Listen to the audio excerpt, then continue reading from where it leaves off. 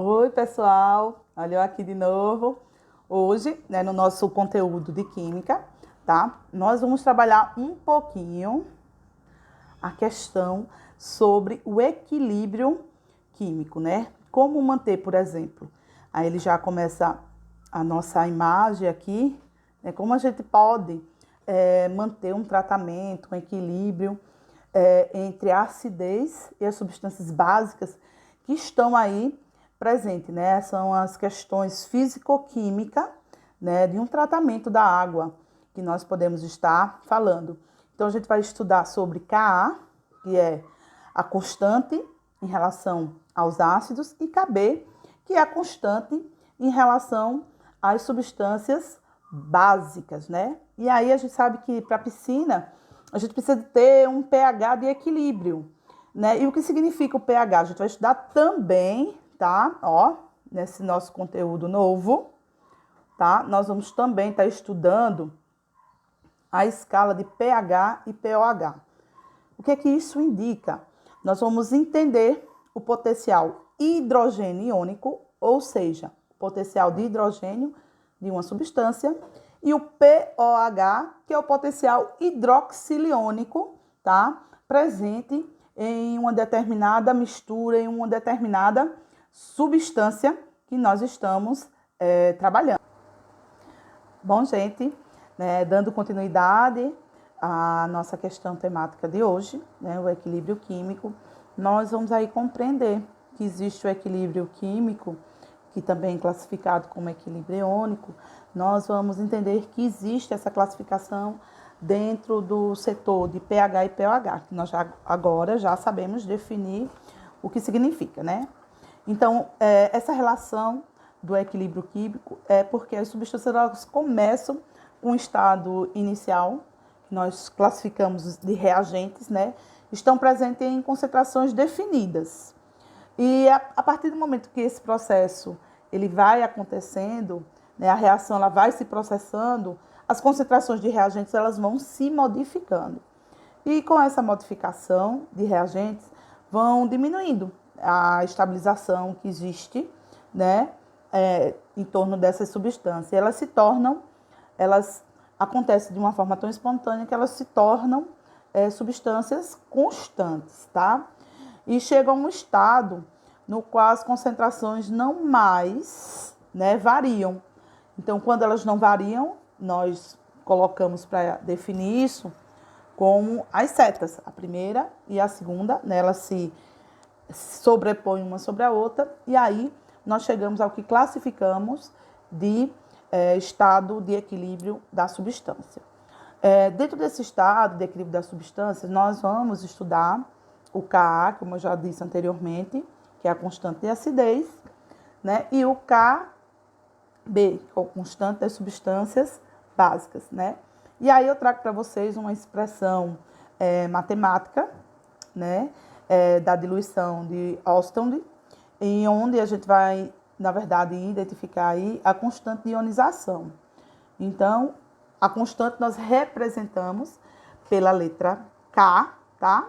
E aí, bem fácil aí, que significa a ionização. E o que é que isso ressalta? Nós temos uma reação que ela é classificada como reação direta, ela vem em uma curvatura, e a reação inversa que vem em outra curvatura. Então, quando a direta e a inversa elas se tocam, nós dizemos que a substância ela se encontra em equilíbrio constante. E é nesse momento, né, que nós vamos calcular essa lei de diluição, que nós colocamos a quantidade de mols de ionização pela quantidade inicial de mols, tá, dissolvidos. Então, dentro dessa constante de ionização, né, uma parte dela nós podemos calcular através da fórmula Ki, que é igual ao número de mol, vezes, né, o número de alfa ao quadrado, 1 menos o número de alfa, tá? Lembrando que o valor de alfa ele é muito pequeno, tá? Um valor muito minúsculo, no qual a gente vai poder identificar aí, né, um percentual dessa constante, né? O que nós podemos simplificar para melhorar os nossos cálculos é Ki, que é igual a m vezes alfa ao quadrado. Porque é tão insignificante o valor de alfa sozinho que ele não chega a fazer tantas alterações. Então, dentro desse equilíbrio, nós temos o equilíbrio, né, do solvente universal. Solvente universal, que é a água. Então, à medida que os experimentos, as correntes elétricas, os solventes, eles vão acontecendo, né, as substâncias são misturadas, nós vamos chegar justamente a essa parte que vocês estão vendo aí, a setinha para a direita e a setinha para a esquerda. Quando as duas se tocam, nós chegamos àquilo que eu havia falado para vocês, a questão do equilíbrio. Então, por exemplo, eu tenho água aí no estado líquido, né? Então, água no estado líquido, quando ela está no processo, ela está reagente, aí quando ela vai se transformar no produto, na transformação, provavelmente um aquecimento aí, eu tenho H+, aquoso, mais OH-, né? Então, como as setinhas estão indo e vindo, nós podemos dizer que velocidade 1 é igual a velocidade 2, ou seja, velocidade direta é igual à reação da velocidade inversa. E aí, nessa situação, a gente vê realmente que o equilíbrio está acontecendo. É uma reação que nós classificamos como reversível, tá? E nessa reação reversível, galera, nós temos aí KI é igual a K+, vezes H+, perdão, vezes OH-, né? Então, a soma de H+ com OH, nós vamos ter 10 elevado a -4. Não? Então, a gente chegou aí realmente no ponto dessa constante, tá? Onde, nesse ponto da constante, a gente vai começar a classificar, como a gente já viu lá na lei de Le-Chatelier, né? Onde as velocidades se igualaram através de efeitos de pressão, através de efeitos de temperatura, que elas fazem com que o processo eles aconteçam através de uma catalisação. E o que isso significa, na verdade, né? Então, vou traduzindo aí na tela para vocês. A água pura ela é concentrada de hidrogênio, H+, tá?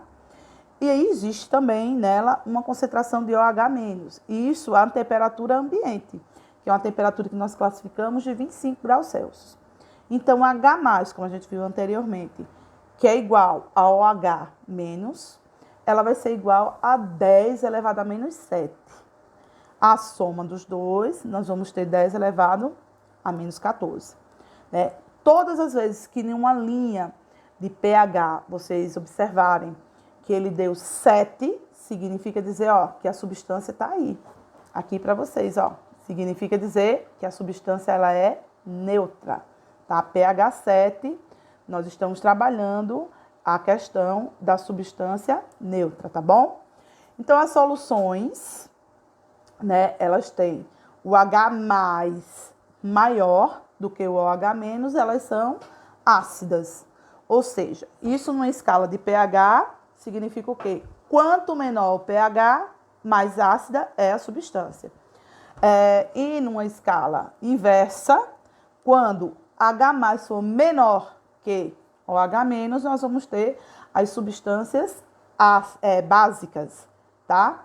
Então, ó, H+ menor que OH-, nós vamos ter as substâncias classificadas como substâncias básicas. E 7 nós classificamos como substâncias neutras. Para a gente realmente entender isso aí, coloquei um exercíciozinho fácil. Observe a tabela abaixo, podemos afirmar que entre os líquidos citados tem caráter ácido apenas. Então, tá lá, ó. Eu não vou me deter ao OH, vou olhar só para o H+. Abaixo de 7, ácido. 7, neutro. Acima de 7, básico, tá? Então, vamos lá. Leite é 7, neutro. Água do mar, 8. Ela vai ser o quê? Básica. Coca-Cola, 3. Todo mundo sabe que a Coca-Cola é classificada como uma substância ácida. Então, eu tenho Coca-Cola. Café preparado, pH 5.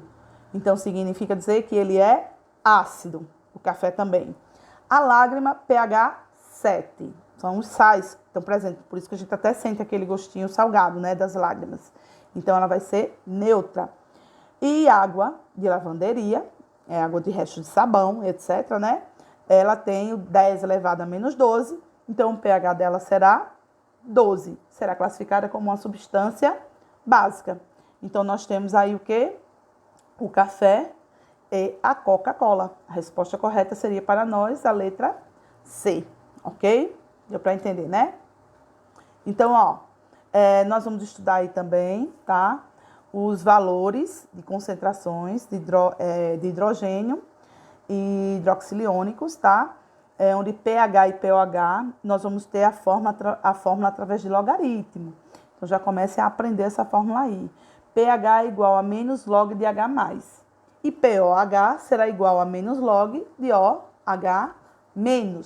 Isso as temperaturas ambientes, que são as temperaturas a 25 graus Celsius, tá?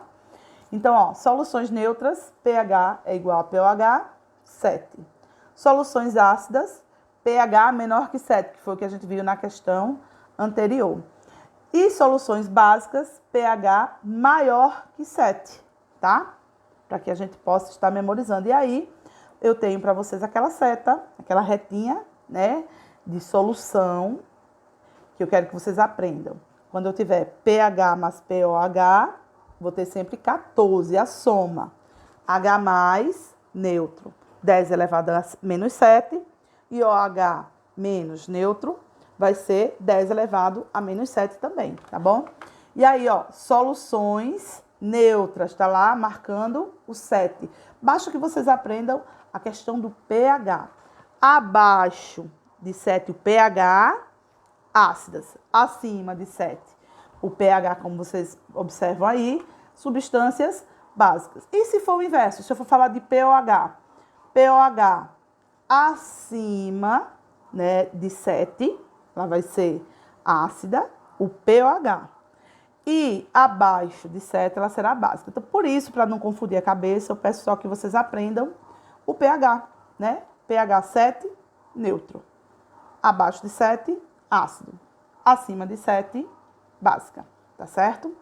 E aí, a gente conclui, né, o nosso conteúdo de hoje, tá bom? Qualquer dúvida, estou à disposição de todos vocês. Um abraço.